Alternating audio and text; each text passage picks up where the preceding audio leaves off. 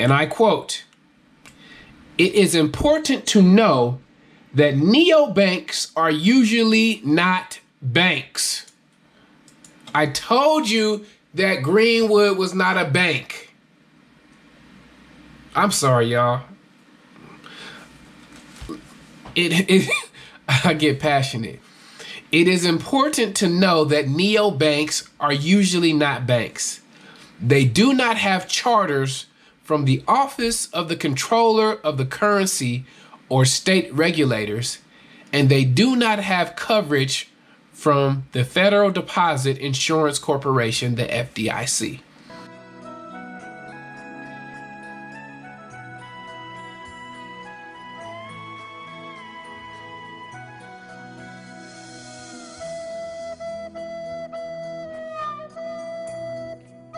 What's going on, good people? What's happening? It's the Poor Black Man.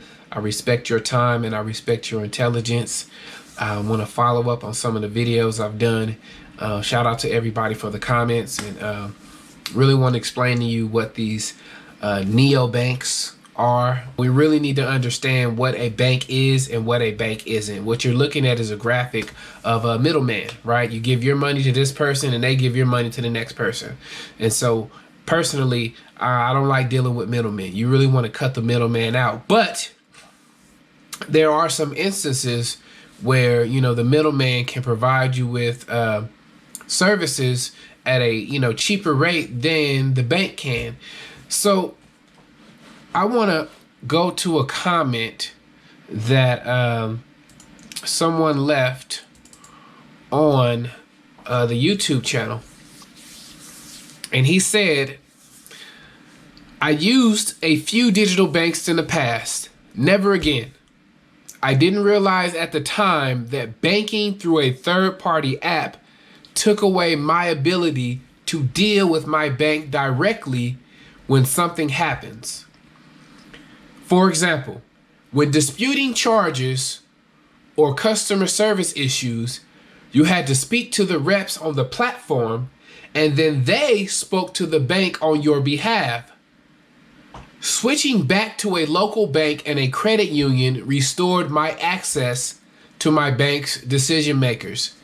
No access is not a problem until there's a problem." So what he's saying is he tried to go the digital bank route, but when there was a problem, he had to deal with the middleman. So the question is, you know, where is my money?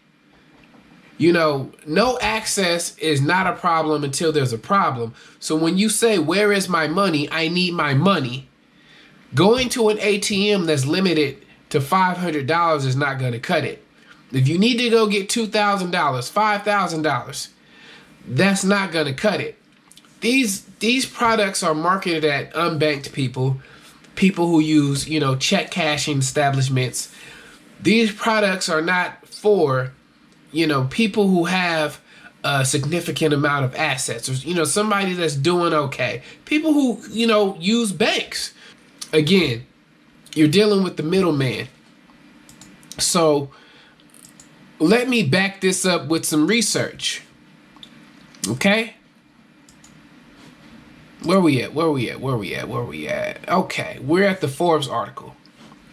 And in this article, it says the dawn of the neobank, the fintechs trying to kill the corner bank. And so this article is basically about the neobank movement.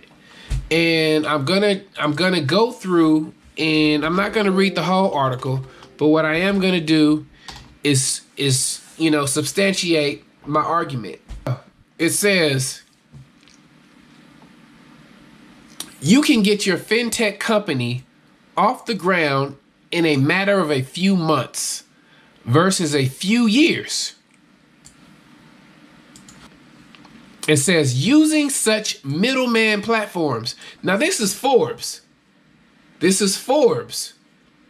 are not my words. This is coming from Forbes. I'll put the link in the bio. It says using such middleman platforms Tiny neobanks can offer big bank products, savings accounts insured by the FDIC, checking accounts with debit cards, ATM access, credit cards, currency transactions, and even paper checks. That frees the fintech entrepreneurs to concentrate on cultivating their niche, no matter how small or how quirky. So there are so many fintech firms out there, and they're pretty much, easy to start if you have enough money.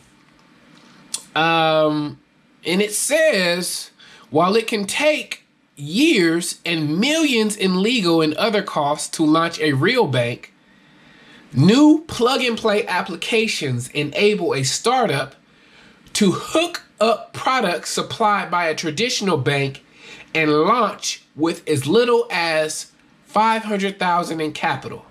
So a traditional bank takes years and years to get up and running.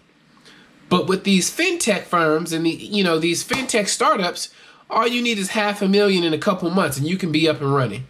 Let's go to another article. This is from Bankrate. 5 questions to ask before trying a neobank. Where are we at? Okay, here we go. What is a neobank? Is my money safe with one? This is from Bankrate. This is from bankrate.com. And I quote, "It is important to know that neobanks are usually not banks." I told you that Greenwood was not a bank. I'm sorry, y'all. I get passionate. It is important to know that neobanks are usually not banks. They do not have charters from the Office of the Controller of the Currency or state regulators, and they do not have coverage from the Federal Deposit Insurance Corporation, the FDIC. Instead, they work with specialty banks that are chartered to gain FDIC coverage for deposits created at neobanks and provide prepaid cards in place of conventional debit cards. In other words, they have gussied up the user experience, but your money is still in a bank. And that's a good thing because your money is protected. So your money is in a bank, but it's not with the application. So in this case, with Greenwood, your money is in a bank, like I said, but it's not with them. They don't have your money. Your money is still with a white bank because that's who they partner with. Let's look at these websites. Mocafi.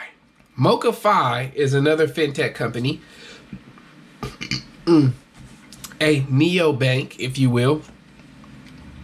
And it says Mocafi is an African-American owned fintech company that provides banking, credit building, and wealth coaching services. Notice they didn't say we're a bank.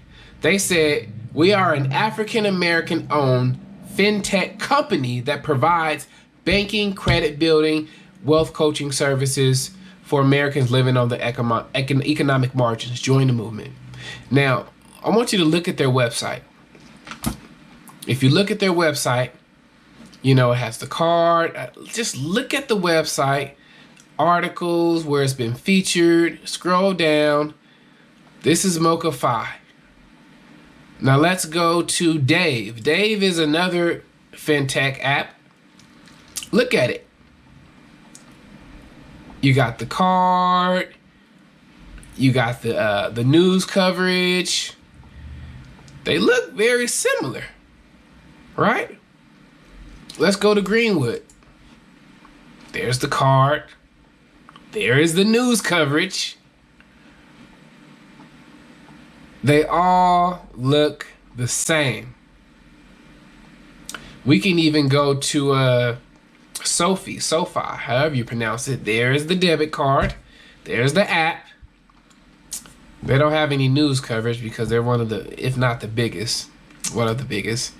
And the website looks exactly the same. So one of the things I do is I'll do a Control F and I'll type FDIC, and it tells me who is providing banking services for this company. The banking services for Dave are provided by Evolve Bank and Trust. If I go to Mocafi, I'll do a Control F, type in FDIC.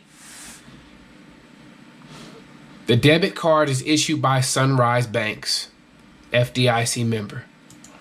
And that's the only mention of an FDIC bank. So I'm assuming that that Sunrise Banks is the bank that's providing the banking services that they partner with. If you go to Greenwood, you type in FDIC.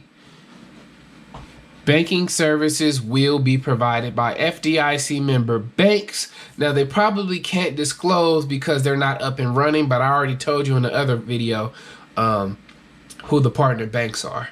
If you go to Chime Bank, type in FDIC.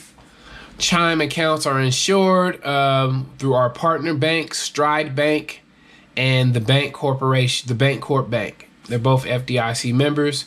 And if we go to Sophie, I want to say they probably have their own FDIC charter because they're so big.